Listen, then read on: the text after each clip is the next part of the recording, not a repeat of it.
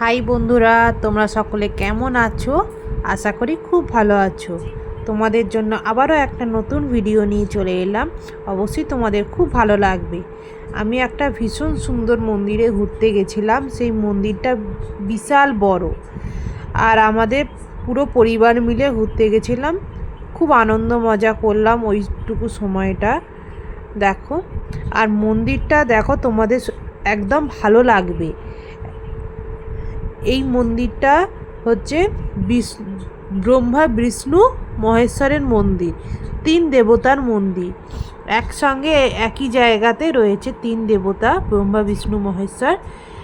এই মন্দিরটা অসাধারণ। তোমরা যদি সামনে থেকে দেখতে তো খুবই ভালো লাগতো, কিন্তু আমি ভিডিওতে তোমাদের দেখালাম।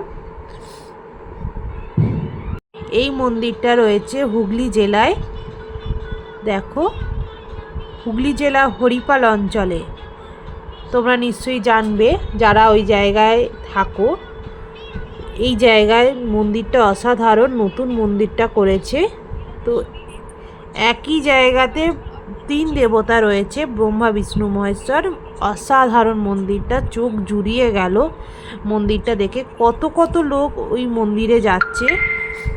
আর তোমাদের হয়তো কোনো দিন আসতে পারবে কি না আমি জানি না, তো তাও ভিডিওর মাধ্যমে তোমাদের সম্পূর্ণটা দেখালাম। কেমন লাগলো আমার ভিডিও অবশ্যই কমেন্টের মাধ্যমে জানাবে আমাকে।